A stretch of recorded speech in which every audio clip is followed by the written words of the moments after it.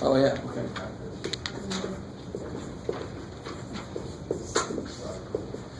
So, the weird thing about section 11.9, once you talk about section 11.10, 11.10 is just where you can do all kinds of functions, right? 11.9 is where you officially only know one. You only know that 1 over 1 minus x equals if x is less than, actual value x is less than 1, right? So it equals sum x to the n, like that. So that's all we know. But since we also know that we can look at this truly as a function, if I know what's in place of x, I just put that in place of x in the definition. So that's what this kind of boils down to. So the first thing that's really nice that I can just kind of move out of the way is, fine. So now when I see a problem like this, in section 11.9, they say write a power series based on a power series we know. Well, we only know one power series, 1 over 1 minus x, that Taylor series. I want to make this look more like that. So it almost is like that, to be honest. So it's 5 times this. And how can I rewrite the bottom? I mean, it's just, I don't really have to rewrite the bottom. That's just what I'm going to put in place of x, right? Cool. So now, to write this as in summation notation, what's going to be kind of sitting in front of it? The 5. And in place of x, I'm going to put 4x squared. And what's it? So what else does it ask here? Oh, determine the interval of convergence. Cool. So let's clean this up just a little bit. Let me bring that 5 back in just to make a point of something. And then here I'm going to get 4 to the n, x to the 2n. Is that cool? Okay. Is everybody cool with that? I mean, it almost seems too easy. It's my hope. It should almost seem too easy to trust. But once we know, we can do this with any power series that we know. And we sort of did it with sine x. We looked at sine of x squared. I just had to throw an x squared into its definition. We did that when I tried to prove e to the it stuff. Just throw an it in the definition. That's beautiful, because they are functions. I could just throw other stuff into them. So you just get it more in that form. The 5 was the only thing really in the way. This is going to be 4x squared instead. And then how do I find the interval of convergence for this? 4x squared. Less than 1. Ratio test. Ratio test, yeah. Or, and what would really work well in this case too? Oh, the root test. The root test. Because the 5 can just kind of hang out. Let me take it back out there. But you just can't forget about the poor little dude. So if you do the root test on this, when I was saying, well, the 5 in there, let's see, how is it going to screw things over? Yeah, just working on just the sum piece here. The root test.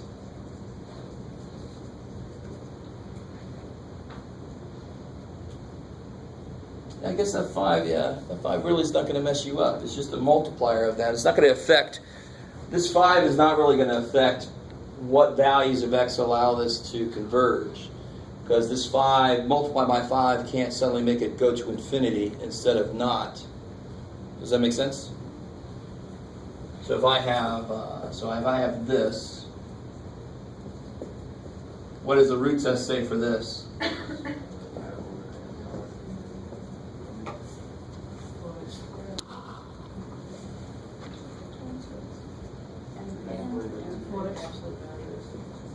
N through the absolute value, which is going to be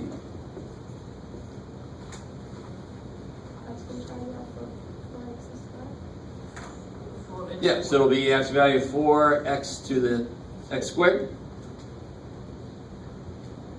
And I want that to be, and of course that limit is 4x squared, and I want that to be less than 1.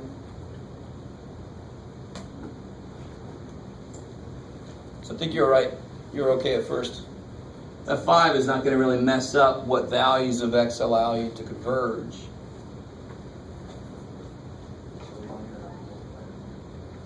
For example, if you did the ratio test on this, which would also work, it would just be a little longer. If you brought the 5 inside, they would just cancel out, right? So let's see here. So you get x squared less than 1/4. Do any of the absolute value symbols around that? Nope. Nope. Because it's always positive. But then how do I solve that? Square root. And the minute I take a square root, it becomes... Yeah, so then the interval would be so far negative 1/2 to 1/2. But I mean, so the idea of how to find the interval convergence doesn't change just because we've learned how to manipulate these power series. You still do the root test or the ratio test, right? And what's the last step to do here? Yeah, check out the endpoints. Now, of course, if you plug in the endpoints, yeah, if you plug in 1/2 squared is 1/4 of 4 is 1, you just get 1 to the end. That's going to diverge. And we do negative 1/2 squared is still positive 1/4. The ends kind of go, you get 1 to the end. It diverges at both endpoints. So it's going to have to be this guy. Cool.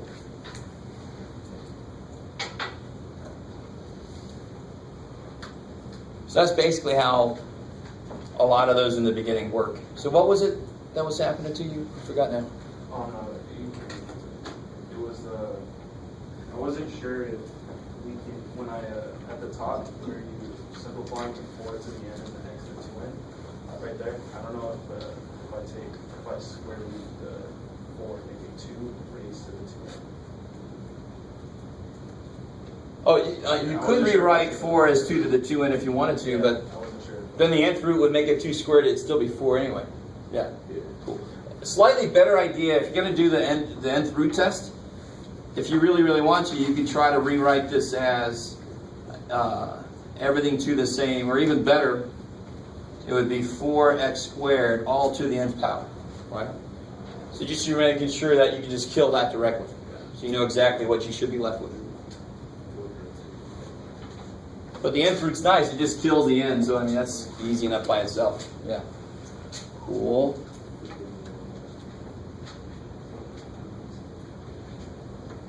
Anything else from?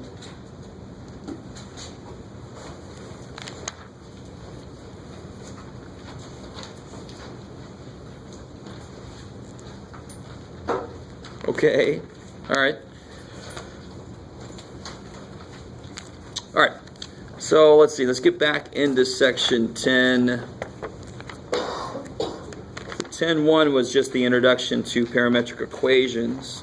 And then 10.2 is where we start really doing calculus to this stuff, which kind of makes sense. You learn parametric equations in pre-calculus. Supposedly. Depends on where you came from. But most of the time you learn it there. So a little review we did. But now I want to talk about the calculus behind this, or that we can use on this. And so let me put up here. Let's graph something in the calculator real quick. A parametric equation. Well, it's like one I gave my pre-calc students.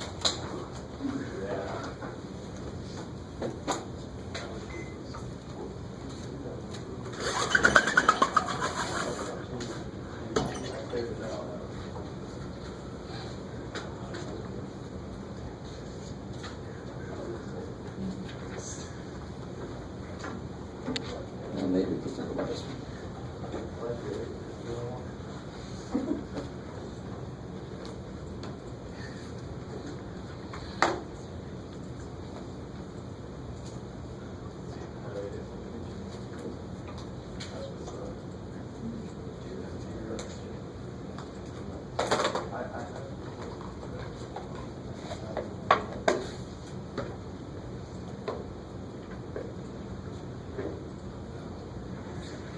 Just come up. Okay, good. All right, let's see.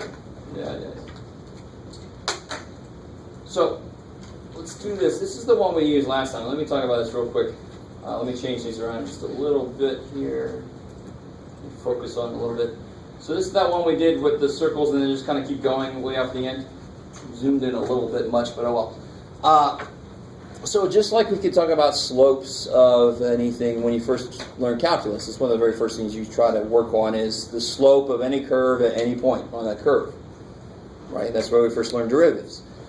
So for parametric equations, they're defined in a different way, but there's still very obviously slopes along every point. So I would think the slope here, somewhere here, would be infinite, for example. The slope here has got to be negative. The slope there has got to be positive. I mean, you guys kind of follow what I'm saying?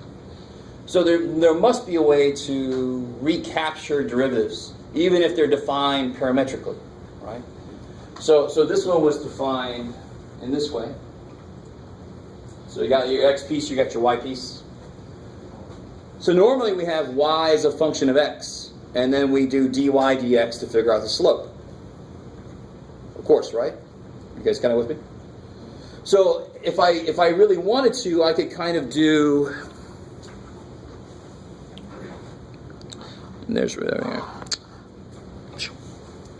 So I look at just the x piece alone. I have like x of t equals cosine t plus 0.1 t. So I could do, let's say, dx dt. What would that be? Sine. Yeah. Negative sine t.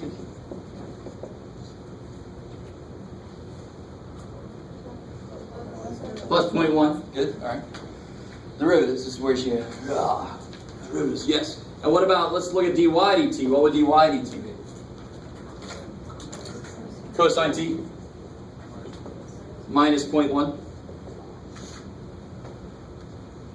So very often derivatives work in a way that looks like they're kind of like when you learn chain rule, for example, you can think of it as canceling. The middle du piece. I don't know if you guys remember learning about chain rule. How they work sometimes looks as if they really are just fractions. So if I want the pure derivative of that curve, and when we draw the curve, do we see t? Is t up there? Do you see t up there somewhere? No, right? So to find the slope, I just want to know y and x. I want to figure out what dy dx is there. This is just the xy plane. So, of course, which part do I not care about? Yeah, I don't care about dt, right? So what's the quickest, most direct way to get dy dx from what we know? Yeah, if I do dy dt, where do I want the dx to be? On the bottom. So I probably take dy dt and I divide by dx dt. And there's a lot of math hidden behind this. It looks like it's just a fraction divided by a fraction, and it does act that way. This ends up being dy over dx. It ends up acting as if the dt's just cancel. So for example, if I wanted to know where this thing was 0, so what do we get here if we put this all back together? I get cosine t minus 0.1 over negative sine t plus 0.1.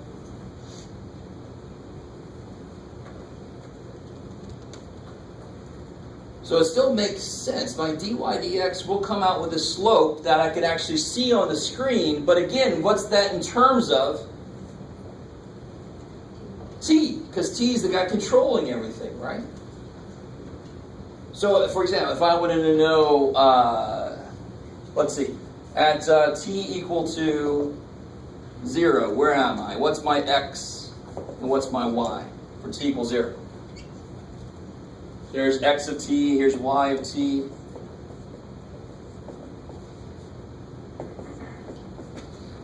So for t equal to 0, what's x of t?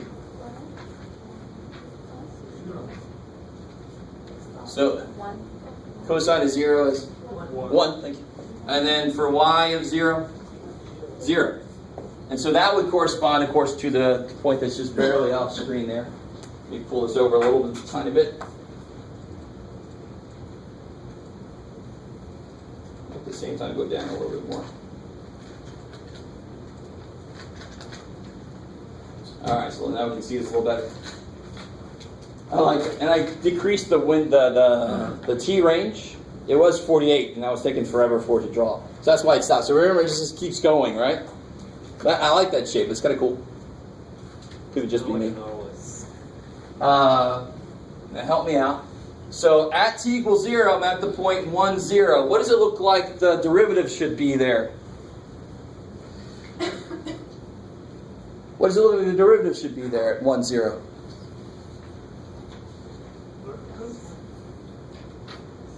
So where's 1, 0? Right there, right? This is where it starts.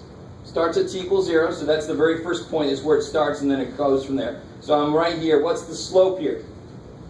What's it look like it's going to be, possibly? Infinite. Now the slope does slope down after that, right? So it looks like it's probably going to be like negative infinity there. And then, of course, it becomes up here. It becomes, in here somewhere, it becomes 0. Okay, good. So let's see what we get. We actually have the formula for it. So what's the derivative? What's y prime? Let me see how I want to say this.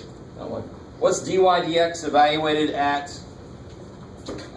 t equal to 0?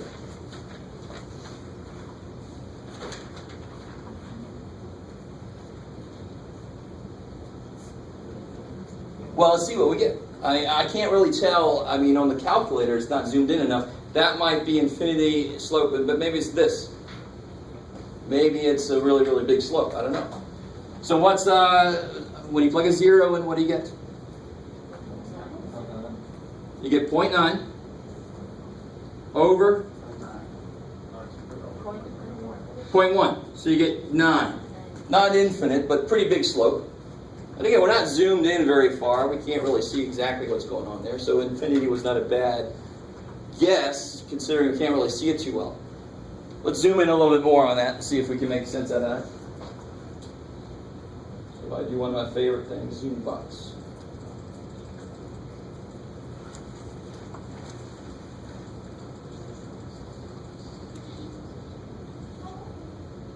It still looks pretty steep.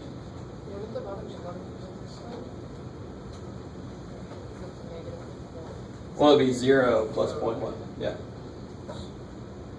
So it comes out to be 9. Pretty steep slope. All right, maybe. So it's not quite infinity. It still looks really steep there on this window, but it looks like it's not quite infinity.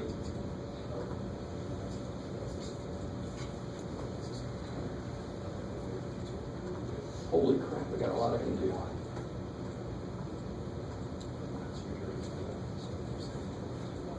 Zoom out. There it is.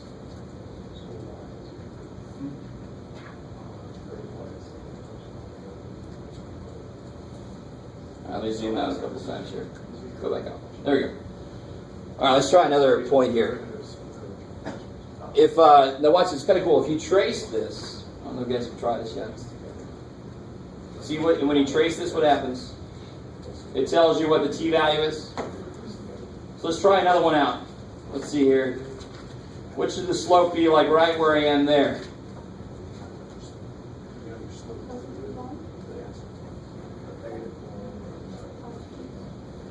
Yeah, and again, it's kind of dependent on t in a way, right? So let's see, let's work it out. I know it's not going to be 0 or infinity. It should be like 1. And who said negative 1? Anybody say negative? I thought I heard something. No. Let's figure out what it's going to be. What's the t value there? It's 2.25. Right? So maybe let's just do 2 for right now. I figured it'd make this a little easier. I can get close to 2. All right. Let's just try for t equal to 2. Let's try to do this derivative. So again, I still got to hire somebody to do this for me.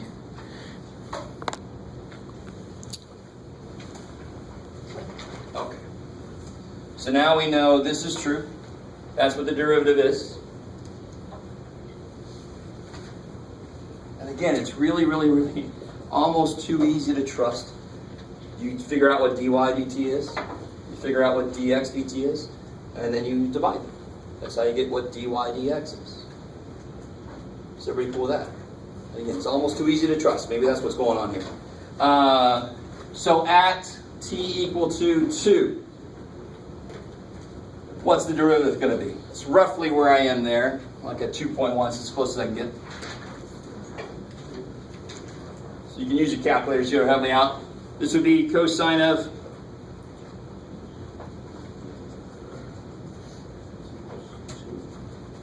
t equals 2. Good. I want to know what the slope is at t equal to 2. So I'm going to plug a 2 into the derivative, right, to see what the slope is. So cosine of 2 minus 0.1 divided by negative sine of 2 plus 0.1.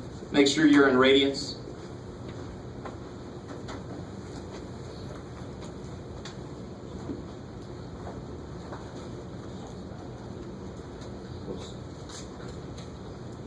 So let's see if you do.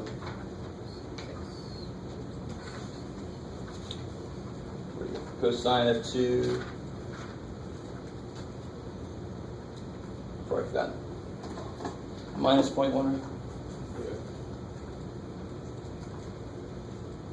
Divided by negative sine 2 plus 0.1.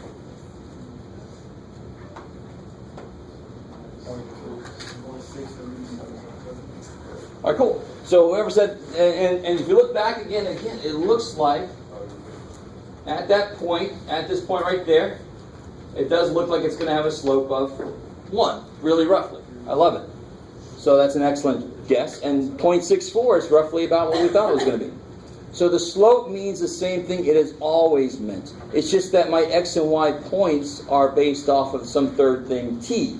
So then the slope at some xy point is also going to be based off of that t dude. It's the one that controls everything. It controls the motion. It controls where things are.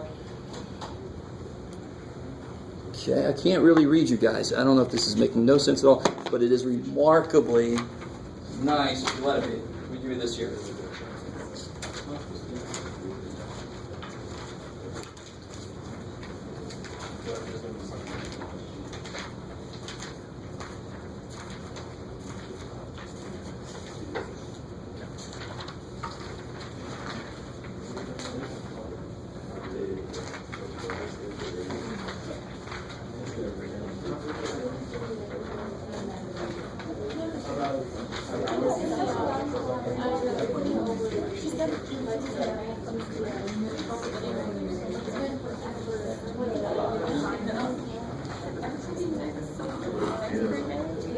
I know, me too. I like it.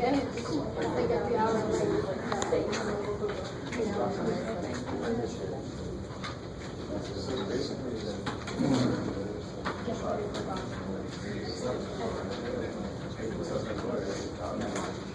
All right, guys, so you can see on the handout, I've got the idea of the derivative up there at the top. I've got the definition of the derivative in parametric terms, which is just the ratios of the two separate derivatives with respect to t. That just kicks so much ass that actually is the way it works. Could have been so much worse, but it's so damn nice. So number one, just do that one. Just do that one. Try to find out what dy dx is using the definition. Nice polynomial functions.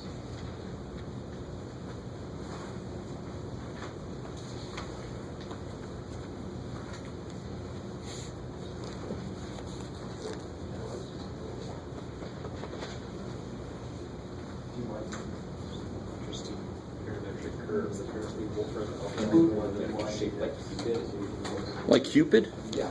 Okay. I like it. You can basically make any shape you can imagine. If you can try hard enough. That's It's like 27 signs in the formula for it, but It's awesome. I like it. There's got to be something in that. He's waiting for the test. Is that what it is? He's waiting for the test. I don't understand. No, It's too easy. He's waiting for the test. that's no. So it is. You guys do think it's just too easy. I'm worried that you're all like, how do you do the rivers? how you Am I school? Test to give his article. All right. So there's two things going on here. We just got into a brand new idea, so it shouldn't be too surprising. It's simple, but the really nice secret is it's that simple. The only way I can make it worse is to load the t definition stuff down with freaky ass functions, right? But if I had to do derivatives, I almost don't care what functions you throw at me if I am a Calc 2 student, because derivatives are, I'm like, yes, so much better than integrals. Yes, give it to me. It's the way you should be reacting.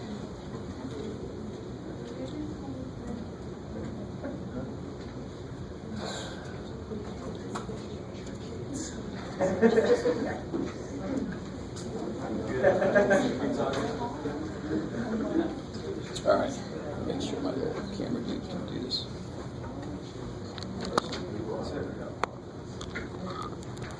Little camera dude.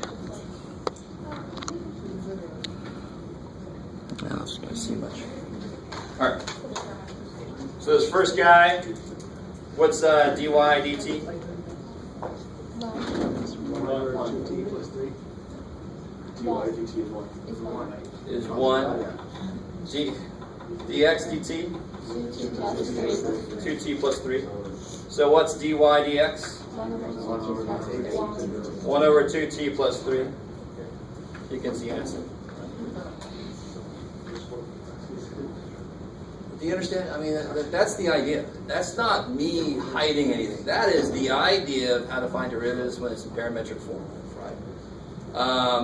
And again, the only way they can get uglier is if they give you uglier functions. Those are polynomial functions. That should be easy as all hell.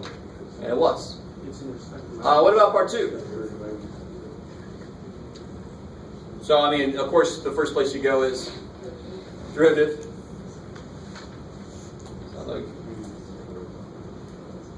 So do that first. Figure out what dy dx is.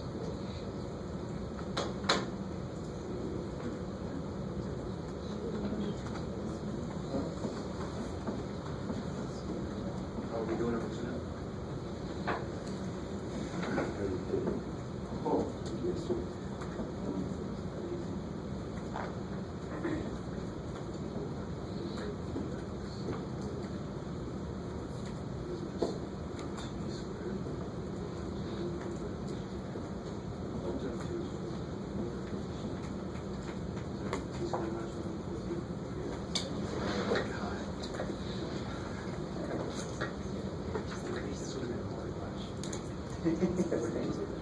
So what's dy dt?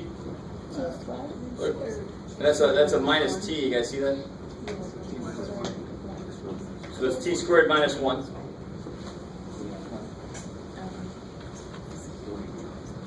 And then dx dt? 4t.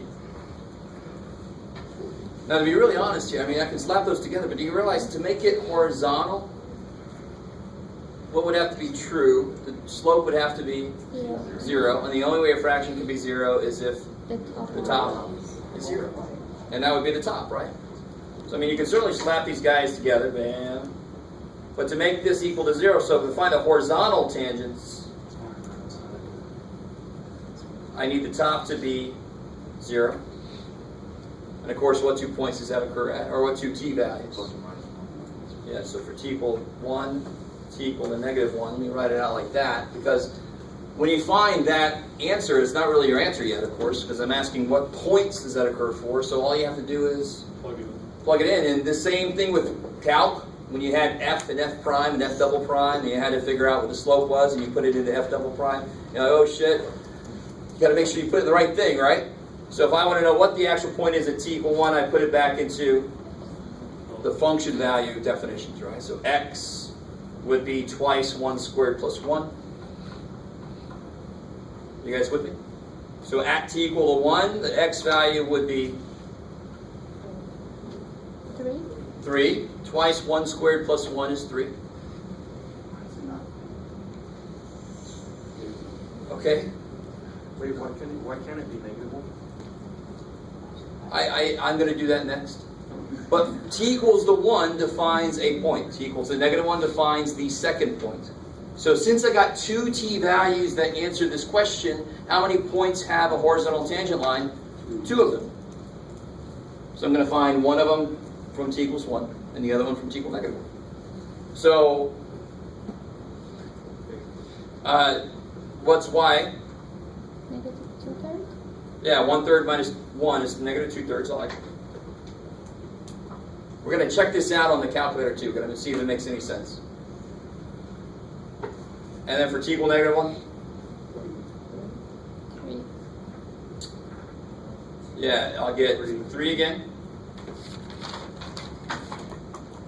And then I get, Negative 1/3 minus plus 1. you get -1/3 plus 1, so you get positive 2/3. That's kind of nice. I get 3 negative 2/3 and 3 positive 2/3. So let's see if this is true.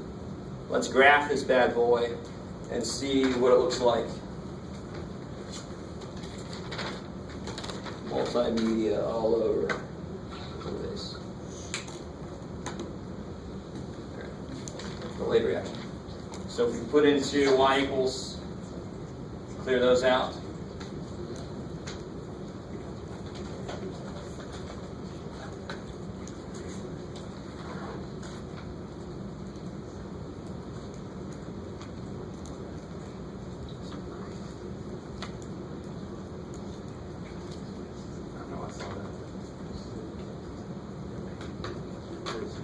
Let's see if my window can handle that, sort of. Change my window a bit. What should we change it to? Let's all do this. Make t go from 0 to 15. Let's make x min go from -5. Let's go up to, yeah, x is just going to grow 6 times. Let's put it up to 50. So -5 to 50, let's say. And then y, I have no idea. Let's do -10, 10. Why not? We're definitely going to see our point 3 2/3, 3 negative 2/3.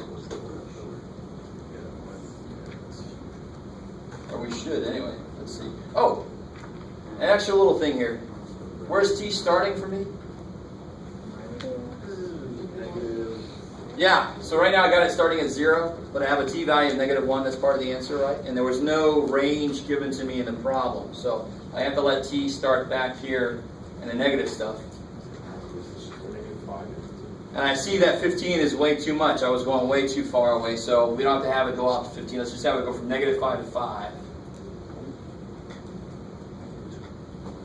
And now think, I want to be able to see the points 3 negative 2/3 and 3 2/3, right? So I really just need my x values to go out to 5 maybe. And then my y values, I can have them go, let's just go from -4 to 40. No, Jeff, that's That's wrong. What is the y? So that's, what's this guy? yeah. That's the scale, the little tick marks it puts on there. So if you make it go from 10 to 1,000,000 and it just becomes a big black line, it's because it's trying to put a tick mark at every one, unless you change the scale. Where are we at? Whoa. That's cool. Let's find out.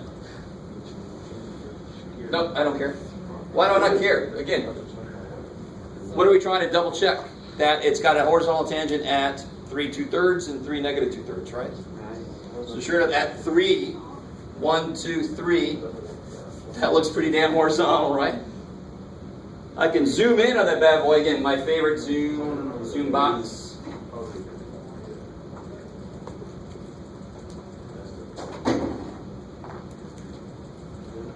I can zoom in on this area here. No, Jeff. Dork, let's see. Let's just focus on the bottom one. Why not?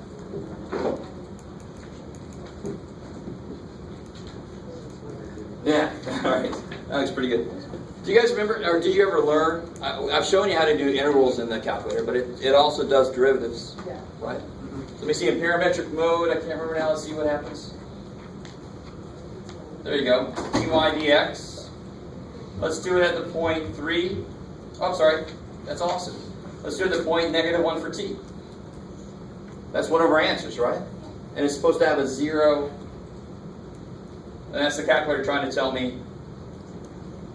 You guys cool with that? Right? Remember what you get when you get -8 times 10 to the -8? The calculator's trying to say 0. It just couldn't resolve it well enough. Well, you got to pay another $100 for the next model up.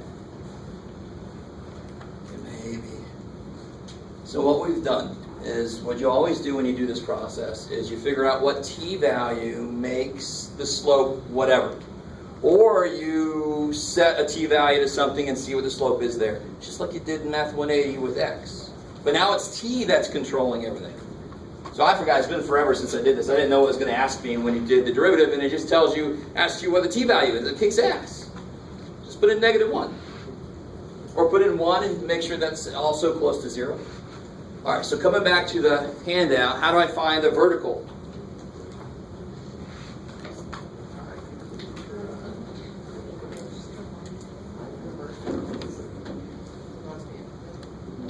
Yeah, so now I want the bottom to be 0, right? And when does that happen? 4t equals 0, it happens at t equals 0. And what point is that when t equals 0? What point is that when t equals 0? 1 for x, good. When you make t 0, you get 1. 0. Cool. Okay. So vertical is when the x is 0? See it one more time, sorry. The vertical is when the x equals 0? A vertical asymptote would be an infinite slope, which means the bottom would have to be 0. Cool. So if we go back to our graph real quick, which I've now changed a little bit.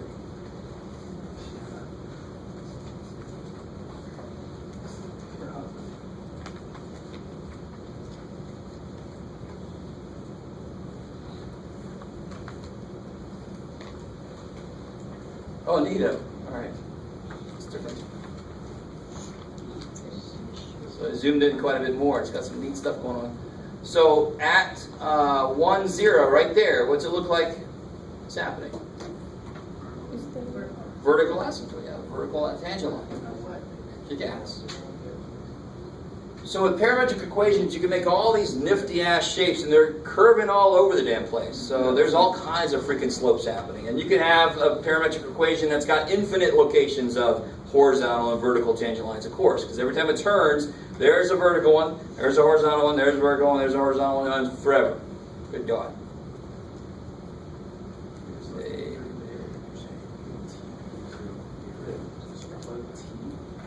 All right, so enjoy that. It sounds like a few of you guys were worried it would be a lot harder than that, and it is not. It is that. That's all it is. So let's look at the next one here. What about number 3? I like that one. You should expect this one coming. Sounds like the questions you got way back. Calc 1.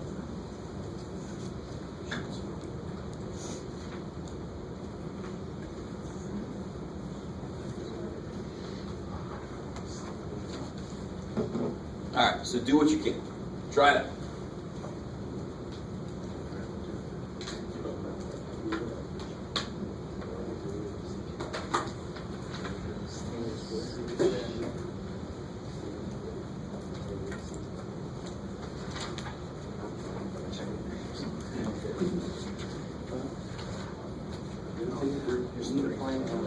Remember answers to why.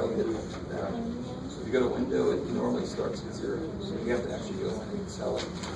Start at negative values. Yeah. And then when you crash, we'll pick up the other side. Yeah, you told me. You told me.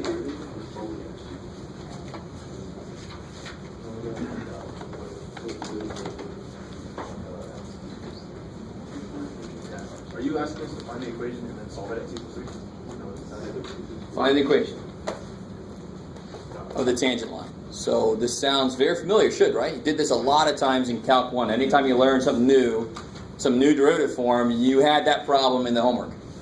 Find the equation of the tangent line, and now using quotient rule, now using chain rule, right?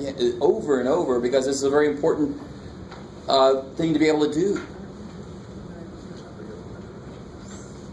So to find the equation of a line, what 2 things do you need? Slope and a point. They gave me a point. T is 3. I can figure out what the point is. Can you figure out what the slope is? Yeah, that's what we've been doing. Good.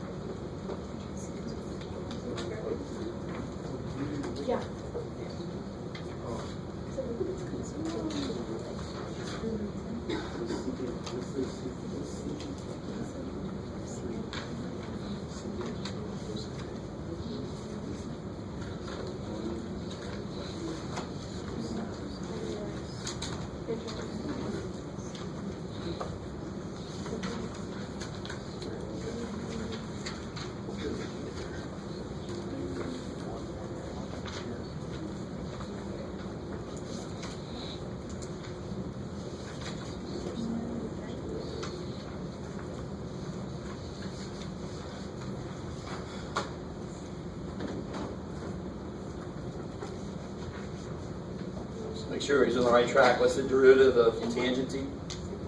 Secant squared. Secant's the one that's free. Yeah, so derivative of tangent is secant squared. The derivative of the secant, secant tangent.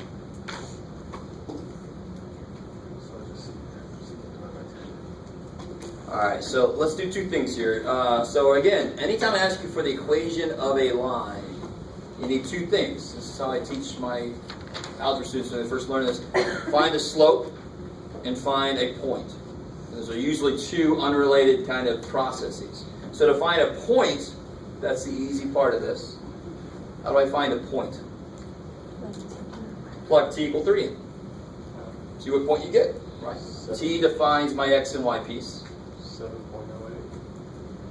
Yeah, so when you plug a 3 into secant, you get 7.08. 7.08. And tangent of 3.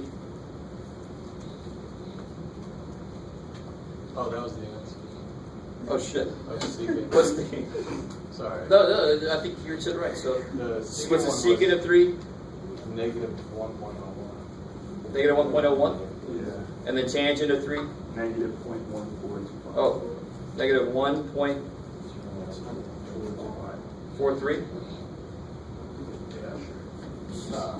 Tangent of 3 is negative point. All right, now this should not be. I gotta do this. Alright, so You said negative 1. No, I said negative 0.145. That's not what Oh, you just didn't hear me correctly. tangent of 3 is negative. Okay, I got you. 0.145. Gotcha. Negative point. Yeah, that was my fault. Sorry, George. And then secant. Yeah, negative 1.01. I like it. Okay, cool. So that's roughly our point. Now, to get our slope, dy dx would just be the ratio of those two things, right? Yeah, so that was 7.08. All right. So then you just plug a 3 in. Yeah. What's up, sorry? No, you're good. So the second thing I'm doing now is to find the slope. I got a point. Check. I'm trying to find a slope now. And if you just plug a 3 in, you get sorry, 7.08. 7.08. Please, your God, this is just plug and chug, right? Just this is old news. The only new thing here, is the t part. But it just kind of breaks my problem down into two parts that I slap back together. That's the only new thing. The rest of it is all Calc 1. And now this is algebra. How do I get that point? That equation now? Yeah, if you do y minus y1 equals m times x minus x1. And just plug in your slope. So let me do it on another sheet here. So I got, my point is negative 1.01, negative 0.143. My slope is 7.08. So my line would be y minus negative. So y plus 0.143 equals 7.08 times x minus negative, so 1.01. Plug and chug. So then you get roughly, I'm desperately trying to get us to a point. I want to plot this equation on the graph. Let's see if I can do it. We'll see if it can do it. So it'll be interesting. Y equals 7.08x plus whatever that is times that minus that. Right? So me only has to subtract that over.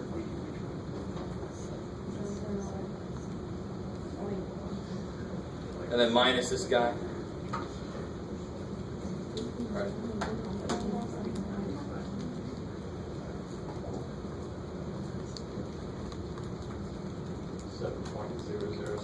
I like it. So basically like 7.01 roughly. Cool. So that's almost like 7x plus 7. That kicks ass.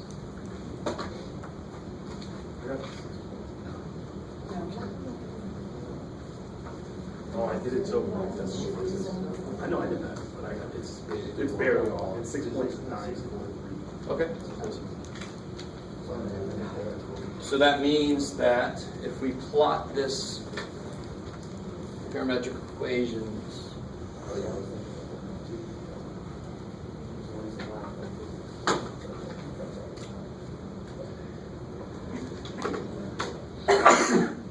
bless you. Thank you.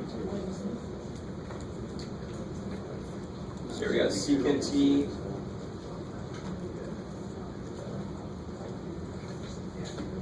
and tangent t. Stay with me now. T equals 3. Let's see what happens here. Woo! Oh, whoa! I like it. That's awesome. So let's do this. If we go to window.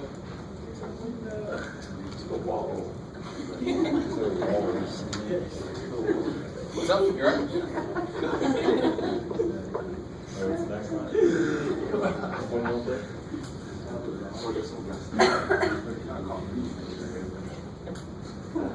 Yeah. So What did you change the point? The T7? Yeah, I made it start at 0 because I'm only curious about the t equal 3, right?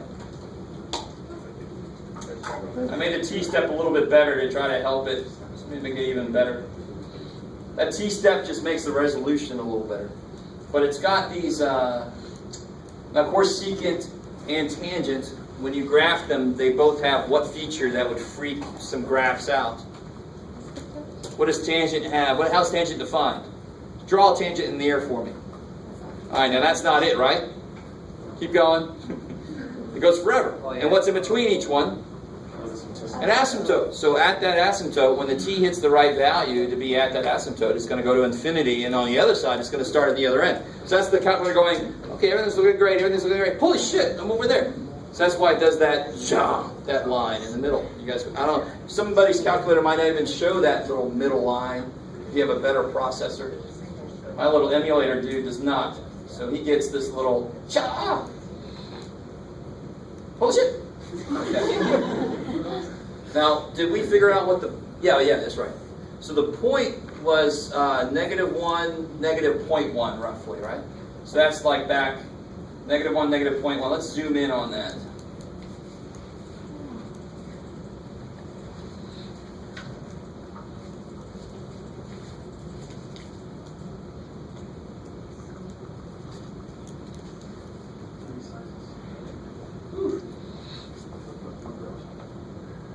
Looks like it's trying. Let's trace this back.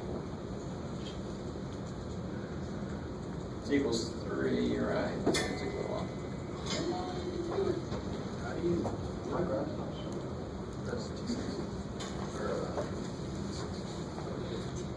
There it is. Alright, so there's the point we found. -1.01, -0.14.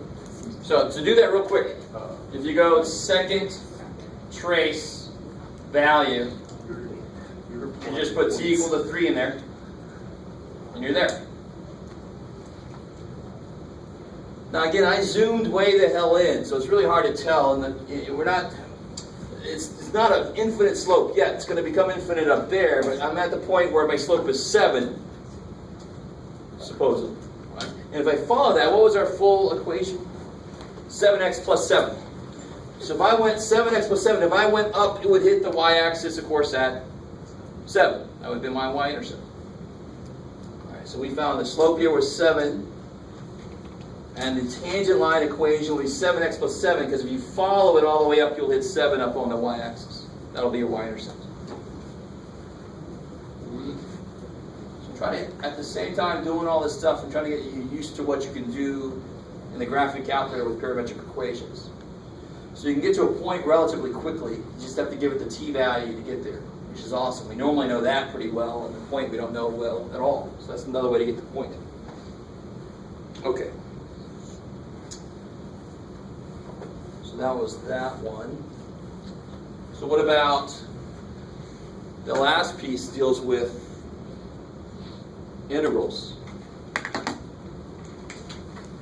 And thankfully, the same way with derivatives. So we know this basic definition for the finding the area under a curve. Right? So if I have some curve, y equals f of x, and and I want to know the area from A to B underneath that curve, that would be the interval I would do. Right? Nothing amazing there. Is that cool? Baby. Couldn't see the What's up? couldn't see what you were. Oh, I'm sorry. Oh, okay, gotcha. All right, let me know when that happens. I'm looking at you, and that's happening behind me. So that's the interval we would set up to find that area. So all we got to do now, normally, of course, we're used to seeing this written like, integral a to b f of x dx. Now, of course, I'm not going to write it that way because everything now is in terms y of t and x of t. So y is f of x. Who cares how I write it? So now, instead of y,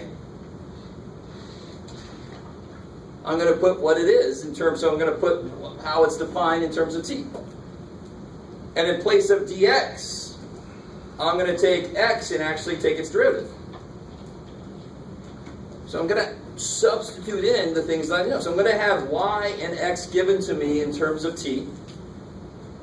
So to do this interval, this standard interval, to do this, I'm going to replace y with how it's defined in terms of t. But now, of course, at the same time, I have to have a dt then. My true variable that's going to end up in here is going to be t. T is controlling everything. So at the same time, I replace dx with, careful, not just dt. So x is going to be some function of t. So then I take dx is the derivative of that function dt. It feels a little bit like u sub, right? If you let x equal to 3t, dx would be 3 dt. So it's like a t sub, if you like to look at it that way. We are sort of doing a t sub. All right. So that's, again, I'm sorry that this is so easy. Because this really, I think we're going to have the same problem with this. This is almost too easy to trust. And right now you're all like, I don't know yet because we haven't done a problem yet. But that's all you got to freaking do. So if I give you these, now watch this, this is awesome. Give you these equations. Light bulb? I like that phrase. So I know in general I'm supposed to do this. And then I have to somehow figure out the limits, but let's focus on that secondly. Let's just focus on setting the integral up first, and I'll see if you guys can see how I'm going to get these limits. So what am I going to put in place of y? Yeah, I'm going to put 6t minus 4 minus 2t squared. What about dx? Yeah, what is dx? Sorry, you said it. I heard it. 3 over t. Yes, everybody see that where that came from, right? Yeah. X is constant plus 3 ln t, so the derivative is just 3 over t. So far, much asking. So then I have my y, I put my dx in, I'm sorry, we left off the dt there, right? Yeah. So now I put the dx in.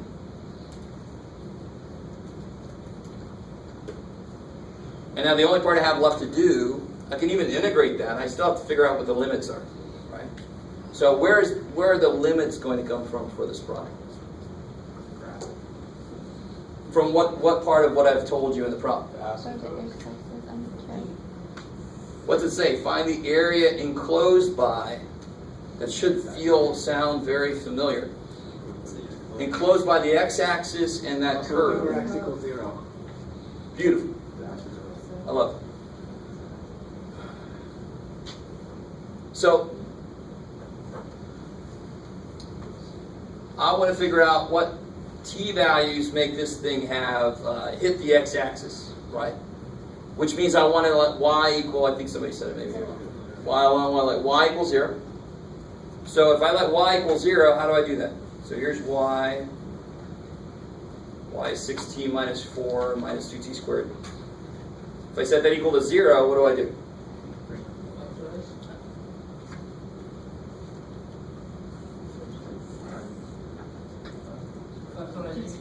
Factor it, yeah. Divide by 2, maybe divide by negative 2. Make it t squared minus 3t plus 2. Is everybody cool with that? Yeah. It's equal to 0, so I can divide by any damn thing I want to. I'm going to divide by negative 2, make it look prettier. And then that's really nice.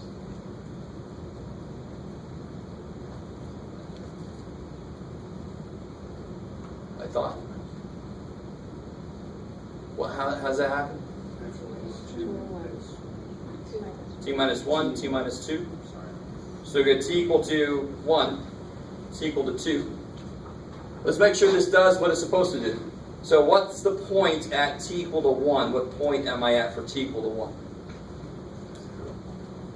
Yeah, so if I plug a 1 in, I get 1 plus 3 times ln of 1. Yes, sir, sorry. So just on that, the second line right there, shouldn't that be t2 plus 3t minus 2? Because the 6 is... No, I divided by negative 2, so all the signs okay. changed. Yeah. This is like my t squared turn to be positive, right? Makes factoring a lot easier if you do that for yourself. Okay. Is everybody with me, with where I am? Right. And again, I really want every step why I did what I did to make sense. The integral is just straight up easy y dx, and just replace those with what they are. They got to tell you what y is in terms of t. They got to tell you what x is in terms of t. You take the derivative of the x piece and just plug it all in there. It kicks ass. The limits are either going to be told to you, or you're going to have to figure them out. And that's a lot like a lot of problems from Calc 1. Find the area between the curves, enclosed by the two curves. So you had this little freaky-do there, and you had this little freaky-do there, and you had to figure out these intercepts here, right? Does that sound at all familiar? It should a little bit. So here, it sounds like it's going to be really weird, but I just set y equal to 0, so I hit my x-axis.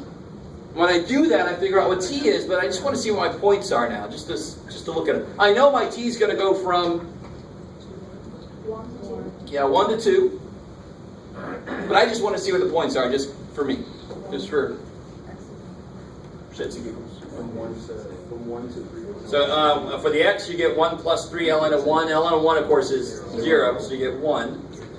And what do you get for the y? 3.08. Who's the one? You plug a 1 in, you get 6 minus 4 minus 2, and that's not surprising, of course, because we just did the whole thing to get y equal to 0. So just kind of verifying that's true.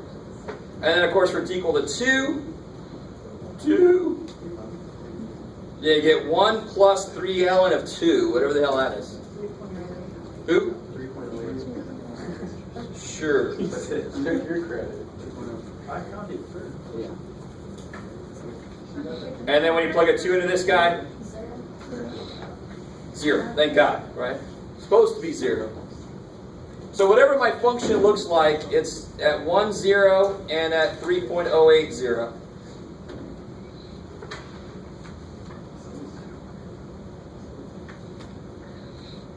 How are we doing so far? But of course, I mean, I really want you to understand that piece there was just kind of like extra. I just wanted to see what the points were. Once we know what the t values are, I can just plug those on. That's my limits. The A, B, or I made them alpha, beta there just to make it more formal looking. So where beta and alpha are the limits for t. So now I know t goes from 1 to 2. Get back up there. Why is it 2? What happened to 3.08? No. All right. So this was just me just checking to make sure they were actually x-intercepts. Right? The integral, everything's in terms of t. So my limits have to be t values. I didn't have to find those points really. I knew the t values already. Right. So now, how do I do this?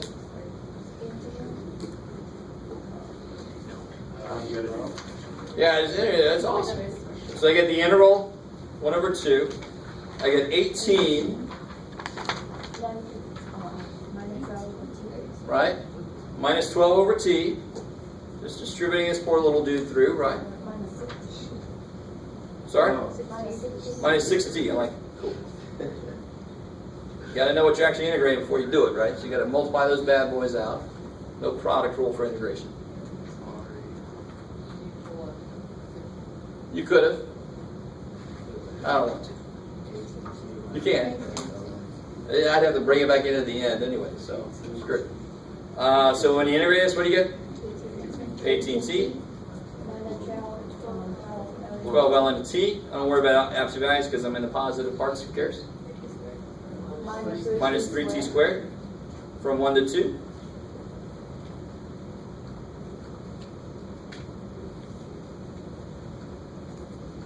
And you just got to plug that stuff in there. So what do you get? 36 minus 12 ln 2 minus 12. minus 18 plus 0, right? If you plug a 1 into that, plus 3. So you get what? 9 minus 12 ln 2, is that right? And then whatever the hell that is? I think somebody's trying to tell me.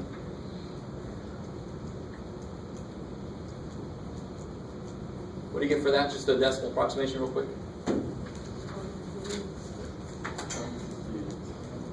I got all over, okay. 6.32. Oh wait, no, that wasn't right. 0.6.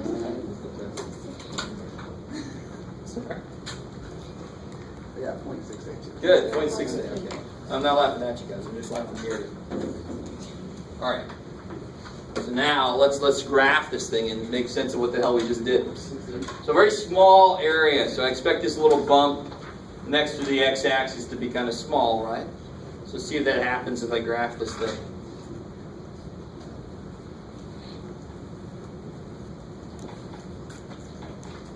So let's see. Let's put in there. What was this again? Where'd you go? 1 plus 3. What I have to be careful about with my t for this problem, considering the x definition.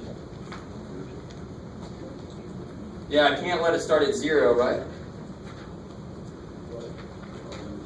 I might blow my calculator up if I do that, because at 0 it would try to be negative infinity. Calculator would definitely freak out. So I go to my window, I just let t start, and we're looking at t from 1 to 2, right? Yeah. So let's start at 1. Let's start it at 0.5, just to make sure we capture 1, and then we'll go up to 2.5. Does everybody understand what I'm doing? I'm only doing the integral from 1 to 2, so I'll just get a little bit of a bigger range to graph it, because that's the only part I really care about. Okay, maybe. I don't know how my y min and y max are going to do. Let's see. Oh yeah, I'm in this weird thing. Shit. All right, let's see.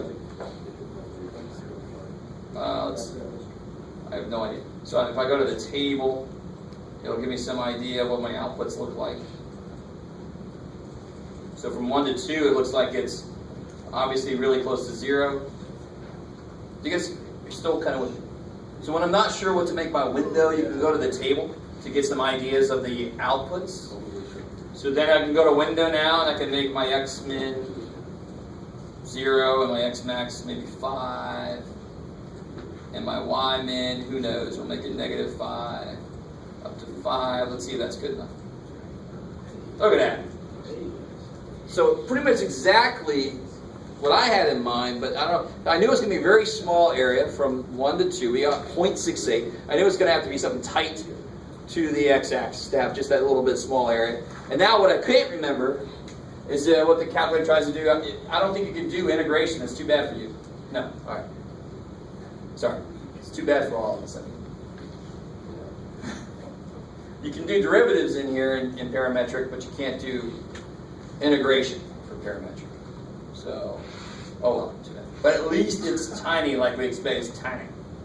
So that kind of makes sense with what the answer we got. All right, how we doing so far? So please, dear God, if you look back on what we've done so far, it's relatively nice. It's not that far from normal basic Calc 1 stuff, really. Just on top of parametric, which makes it feel like it's going to be horrible, but it just so desperately is not. So, that was section 10.2.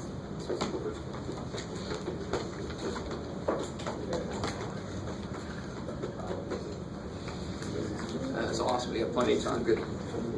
For section 10.3. You guys, let me give you an integral problem to do on your own. Let's take one right out of the book here before we go on.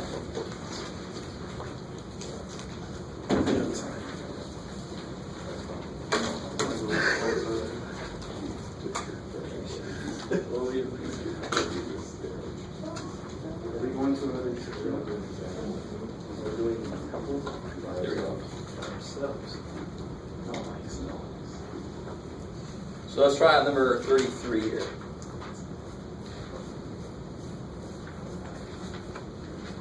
sounds a little bit like the one we just did, just in terms of how they define it.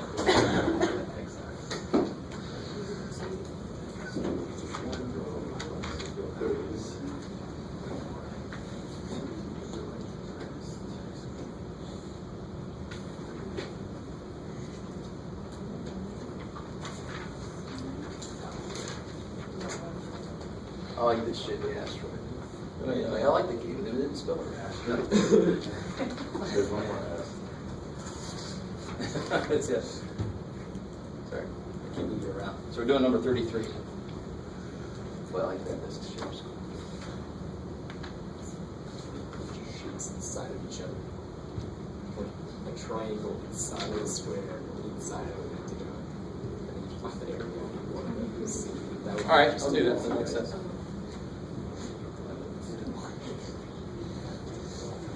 Don't give him ideas. So 33, I wanted to give you one to do on your own, where the first step, find the limits, is relatively the same as what we just did, right?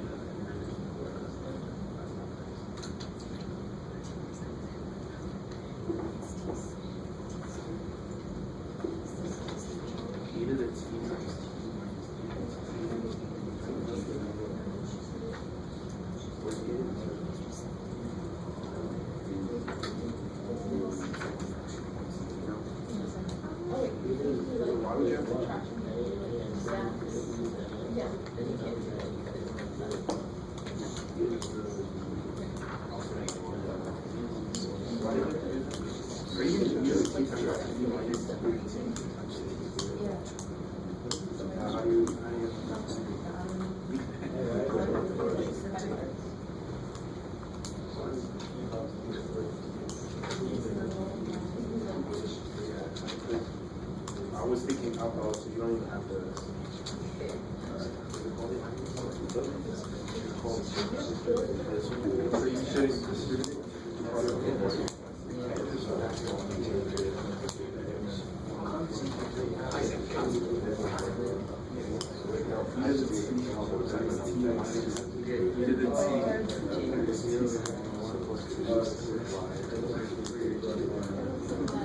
Are we doing by parts on that? Are we doing by parts?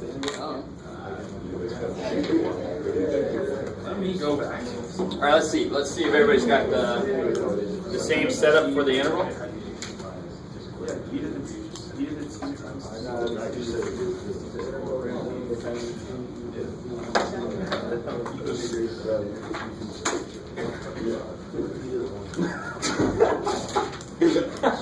Oh wait, this is a simple use. I think this is a use of. So let's see, we have, where is it? So x is 1 plus e to the t, so what's dx? E to the t. E to the t dt?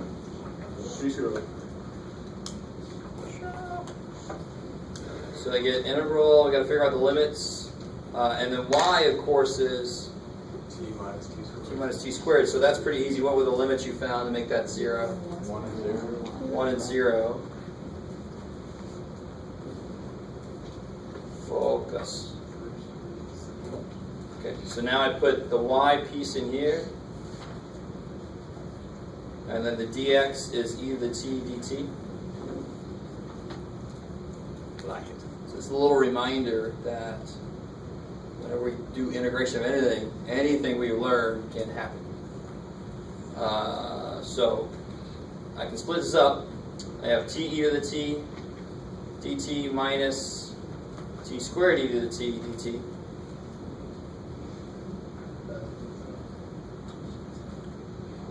So so Jordan, what was your suggestion? I said last part. Yeah, U sub would require, like this, if this was turned What was around, that part though? U sub would work. So that won't work on either one of these. So it's got to be bipartite. Cool. So how do you take this first dude? Well, let's see. Now watch this, watch. I want you to see something. If I take the second dude first, won't the second step, the next step after you by parts, would it look possibly like that? Right? So I'm going to show you what you're talking about. So let's leave this guy alone for now. How do I attack this by parts? Say again? U equals t squared. I like that. Yeah, dv equals e to the t dt. Because I can actually integrate that, right? And this one's going to die if I do some derivatives. So one derivative takes me to 2t dt, and then integrate e to the t. Crazy. So then this integral here would become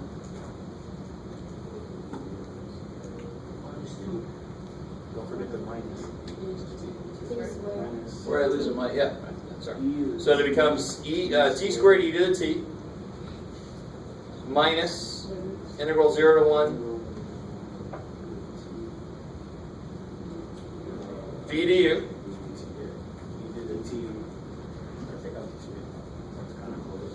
can take the 2 out, can't you? Okay. So notice, this is my point here. This didn't happen a ton of a lot, but I knew that one derivative would take this down to the same degree as him, and sure enough, I got a piece minus that 2 of these, and one of them, and I could just take that out and make how many over there? Yeah, there you go. 3, right? Yeah, of course, yeah.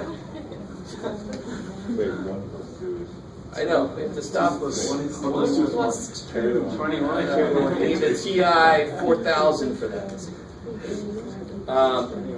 So now I can write, let's see if you're cool with this. I can write 3 of these minus this little t squared e to t piece.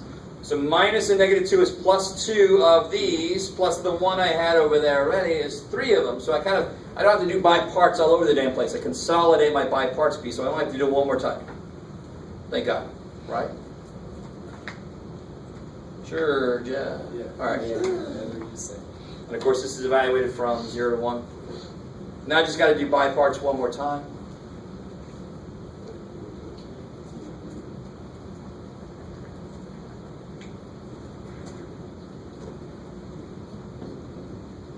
So I got 3 times.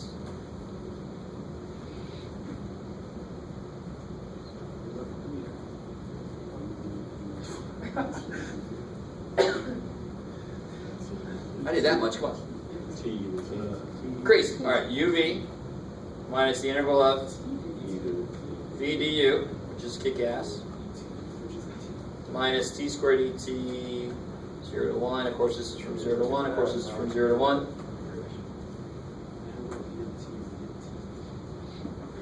So then I end up with 3t e to the t minus e to the t, all of that from 0 to 1, minus t squared e to the t, all of that from 0 to 1. However you want to organize that, it's up to you. So if I plug a 1 in, I get 2e from that piece. Let's just keep going. Plug a 0 in, what do I get? Yeah, so plug a 1 in, I get 2e, is that cool? 3e minus e is 2e. Minus, plug a 0 in, I get 0 minus 1, so I get minus negative 1. And over here, I get minus, plug a 1 in, I get e. Plug a 0 in, I get 0. So I end up with something really nice. I get e plus 1. Because it was 3 minus 1. How are we doing so far? Or how are we doing there? All right. Now, one thing I really like about this problem, I don't like how long it's taking us, but I do like this, real quick. I don't know if anybody noticed this about this problem, but when you go to graph this thing, you can graph it parametrically, of course, but is it really difficult to change that to eliminate t? Y is already solved, why is that? So solve this for t, you get x minus 1, then you have to take a natural log, right? So let me show you something kind of cool. You can't integrate parametrically in the calculator, right? Yes, ma'am. Why didn't you multiply the 3 into the Instead of the t2? ET on the right. Yeah. Was it Oh, I didn't like it, that's why. That's awesome. So let's see, let's try this again. So we get 3e minus, what is the e? I mean, cancel. 3e minus 3e. So this poor little dude's gone then. 0. Yeah. And then when you plug a 0 and you still get the 1. Oh, so you just end up with 1 minus e. Is that better? Thank you. Please, dear God, call me out on that. Simple little mistake. What is 1 minus e roughly? It's, still don't like that. Let's see. Shouldn't be that. So it's just 1 minus e. Oh, you need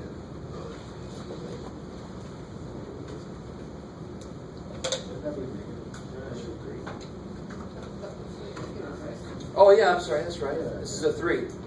Because I put that 3 in there. All right, thank you, sir. Yeah, you're right. That's better. Should come out positive. So 3 minus e is about 0.28, 2 something like that. That's the algebra. 0.28. I like it. All right, now watch. Here we go. All right. So here's the graph of it parametrically with a decent window. All right, so it looks a lot like the one we just did. So the window, I just made it 0 to 5, negative 1 to 2, and then, where'd I go? Yeah, that's good. Oh, I'm sorry, I'm still back. I'm ahead of myself here. Here's parametric. All right, negative 1 to 2 for the t, 0 to 5 for the x, and negative 1 to 2 for the y, so it looks like this. But I can't check the answer we just got, right? Can't check it. But again, if you solve for t, you get x minus 1, you have to take a natural log. So you get t equals ln of x minus 1. You just plug that into the y. You get y, you get this. Let me change modes back to function. You get ln of x minus 1 minus ln of x minus 1 squared. Because what was y again? Y was t minus t squared. So if I solve the first dude, what was the first dude again? What was the x equation? There's somebody looking like I'm crazy. What's the x equation? Can you solve that for t?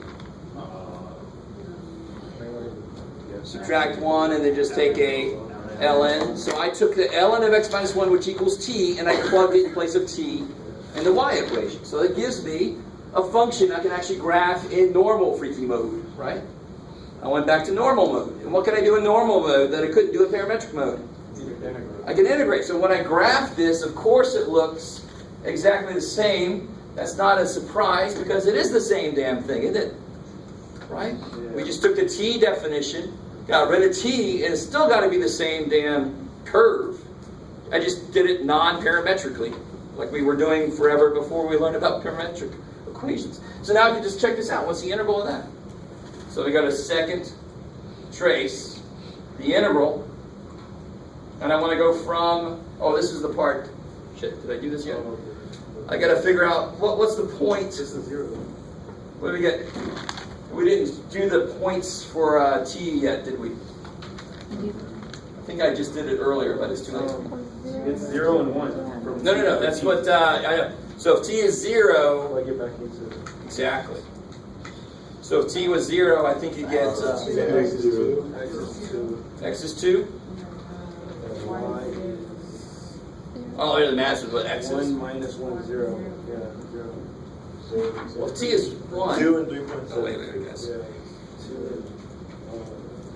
Yeah, if t is 0, you get 2 and 0, right? Of course. And if you get 1, you get 1 plus e, right?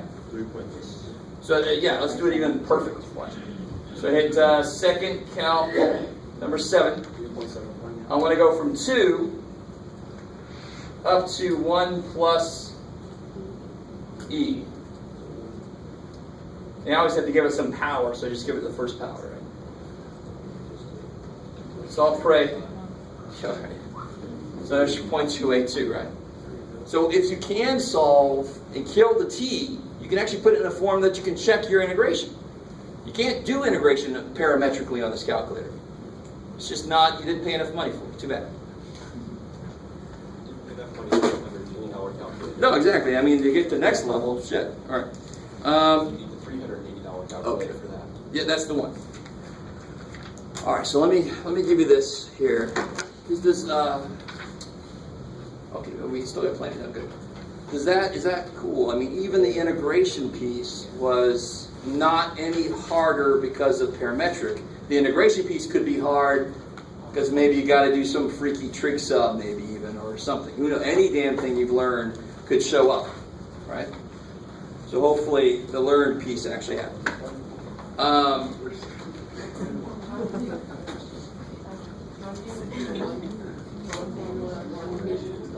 I'll do it up on the board real quick. Just make sure everybody sees how that happened.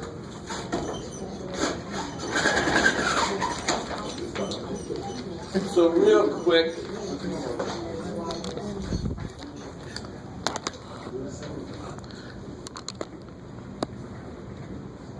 I got a request up here. Remind me, x was 1 plus e to the t, right? Yep. Y was t minus t squared. So if I solve this for t, I'm going to get x minus 1, and then I got to take an ln, right, to kill the e. And then I just plug that in there.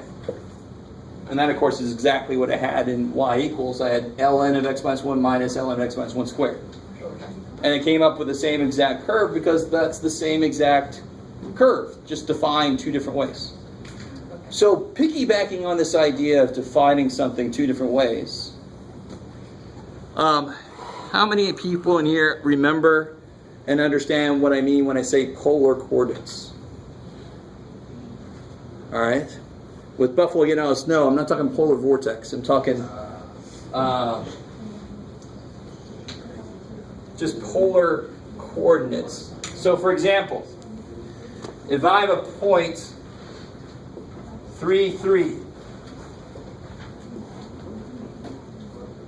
There it is. So I find it, if that's somebody's house, I go 3 blocks down and 3 blocks up and I'm there. Right, because this is the bad part of town. I want to go over this way first. But that's not the only way to tell somebody how to get there. If I'm out on the ocean, I'm not going to want to do that in my ship. I can just go straight there. As long as there's not an island in the way. So I'm in the middle of the ocean. I want to go straight there. But on the ocean, what's it all about as far as knowing where I'm headed? It's all about angle. It's all about bearing, right? You don't have to understand ocean navigation, thank God, because I don't need it. But what would the angle be that I have to face to get to there? So one way to tell somebody how to get to that house is to say, okay, go 3 blocks down, and then 3 blocks up. Or another way to tell somebody how to get there is to say, okay, turn 45 degrees, right? Because this would be a 45-degree angle here, right? Turn 45 degrees, and then how far would I tell that person to go out? Yeah, how'd you get that? Good old Pythagorean theorem, right? So yeah, this length would be square root of 18, otherwise known as 3 rad 2.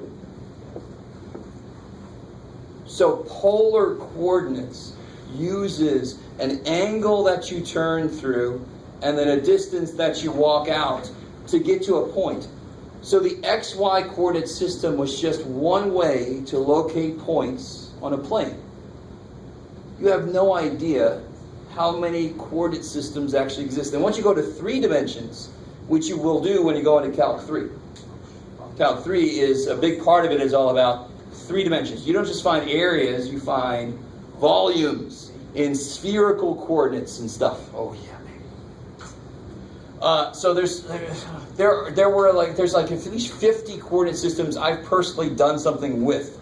And that's just that. And there are many others I didn't even want to look at. Right? So you can create a coordinate system that makes sense for your problems. So if I have a problem where everything I'm working with is circular or spherical, I'd want to work with something that might be called spherical coordinates. X, Y, Z would so desperately suck.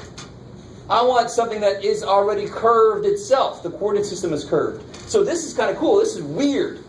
How do I say this? Let me give you this so I can reference this here. One axis is the radial axis. And another axis would be the angle, right? So it's nowhere near what we're used to with X, Y. I can see those. And here's what it looks like on polar graph paper. It's the graph that's at the bottom here.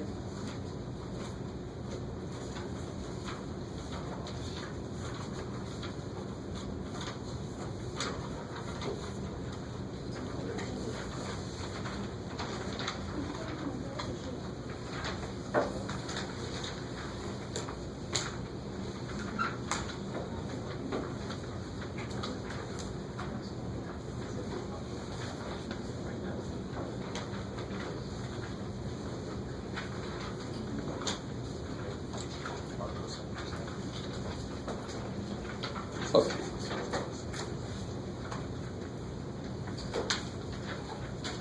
So I am hoping that you've seen this before. Should be true for almost all of you. Maybe it's just something that you've forgotten about.